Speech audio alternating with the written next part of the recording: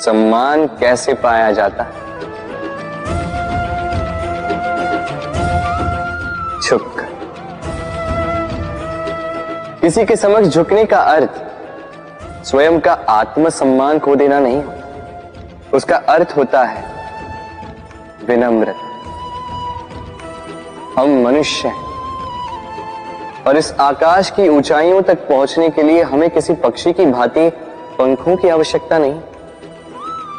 बस जितना झुकेंगे उतना ही ऊपर उठेंगे। राधे राधे।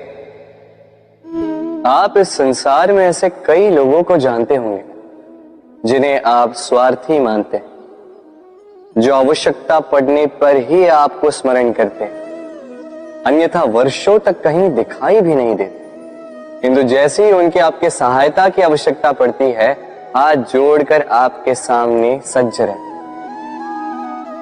बड़ा क्रोध आता है ना इनको, मन खिन्न हो जाता, मन से ये स्वर निकलता है कि इस व्यक्ति की सहायता न करें, किंतु ऐसा कभी मत कीजिए। आप सोचेंगे क्यों कह रहा हूं मैं ऐसा? स्मरण रखिएगा, दीपक का स्मरण व्यक्ति केवल तभी करता है जब अंधकार गहरा हो जाता है। उसे स्वार्थी मानकर स्वयं व्याकुल ना हो, स्वयं को दीपक मानकर आनंदित होइए।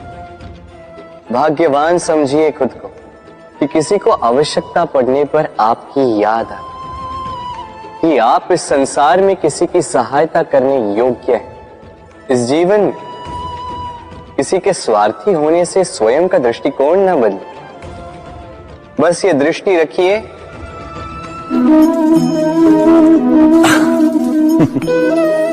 मनुष्य के सारे संबंधों का आधार है अपेक्षा।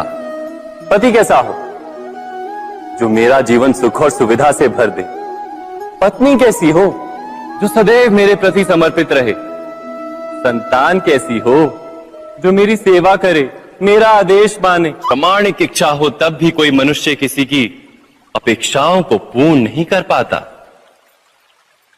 और वहां से जन्म लेता है संघर्ष। सारे संबंध संघर्ष में परिवर्तित हो जाते, पर मनुष्य अपेक्षा को संबंध का आधार ना बनाए और स्वीकार करे केवल संबंध का आधार, तो क्या ये जीवन स्वयमेव सुख और शांति से नहीं भर जाएगा? स्वयं विचार कीजिएगा।